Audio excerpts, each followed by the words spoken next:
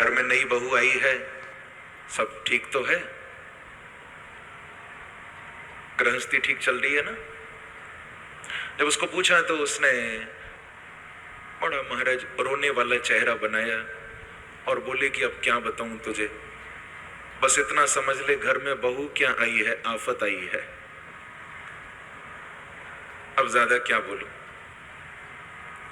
अरे ऐसा क्यों कहती हो, हमने तो सुना है बहुत पढ़ी लिखी और बहुत अच्छी है, अच्छे घर से आई। अरे बस पूछ मत, ज्यादा मेरा मुंह मत खुलवा, चाहे जितनी पढ़ी लिखी हो, पर मालूम है तुझे 10 बजे सो के उठती है।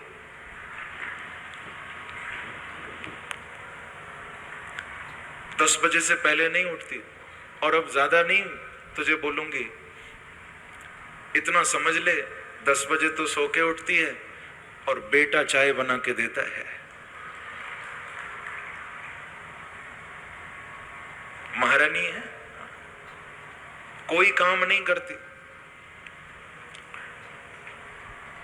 खाने का तो पूछ ही मत, घर में कितना भी बना हो, सो नहीं टच भी नहीं करती, रोज बाहर, आज यहां चलो आज वहां चलो, पूरी महारानी। अब उसने कहा खैर छोड़ मेरी तो, तू अपनी बता, तेरी भी तो बेटी की शादी हुई है, सब ठीक है, बेटी सुखी तो है? तो उसका चेहरा खिल गया, बोली क्या बताऊं, अरे बेटी तो इतनी सुखी है, ससुराल में ऐसा लगता है मनो अपने ही घर में है, रानी बन के रहती है, 10 बजे सो के उठती है। और कहां तक बताऊं, कोई काम नहीं करना पड़ता उसको, दामाद जी चाय बना के देते हैं। घर में तो खाती नहीं, रोज बाहर खाना होता है।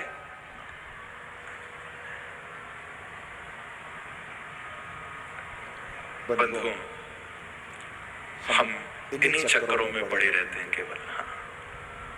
श्रीमद् भागवत तो कह रही है तुम दूसरे पर इतना आरोप प्रत्यारोप आप एक दूसरे पर करते रहते हो, भागवत तो यही कह रही है कि सबसे अच्छा तो ये हो जाए कि तुम यदि बहू को ही थोड़ी देर के लिए भी बेटी मान लो तो घर में आनंद ही आनंद आ जाए। क्योंकि बेटी सुखी है तो बहुत अच्छा लगता है, बहू को सुख मिल जाए तो क्या परेशानी है।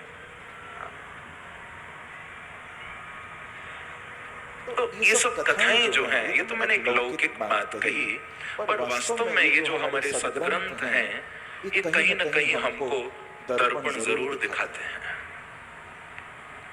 हमारी ग्रंथि को खोल देते हैं। इसीलिए गिरिराज पूजन प्रसंग में श्रीमद् भागवत में भगवान ने ये विशेष कहा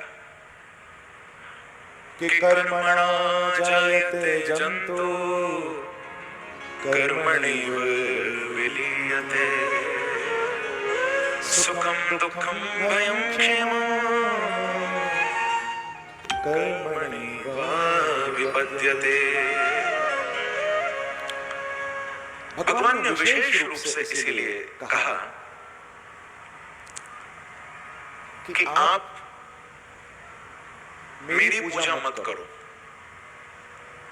हम सब वैष्णव हैं, हम सब भक्त हैं, यहाँ जो बैठे हम पूजा करते होंगे भगवान की किसी न किसी रूप में, चाहे राम हो कृष्ण हो, जो भी हमारे इष्ट हो, हम किसी न किसी रूप में उनको पूजते होंगे, मानते होंगे।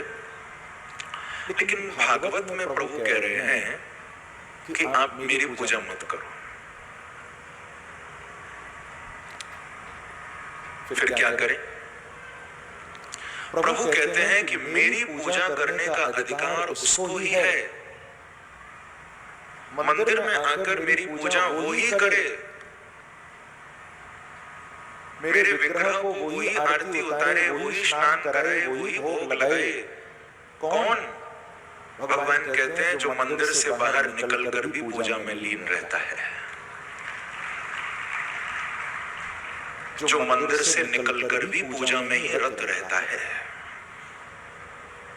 इसको आप बहुत व्यापक दृष्टि में देखना इस बात को भगवान की। आप कहोगे मंदिर से निकलकर क्या मतलब है, क्या पूजा की थाली लेकर घूमते रहे क्या? ऐसा नहीं। मंदिर में पूजा पूरा समाज करता है। लेकिन प्रभु के कहने का भाव है कि मैं वो नहीं देखूंगा जो तुम मंदिर में आकर करोगे। प्रभु कहते हैं मेरी नजर तो उस पर रहती है जो तुम मंदिर से निकल के करते हो।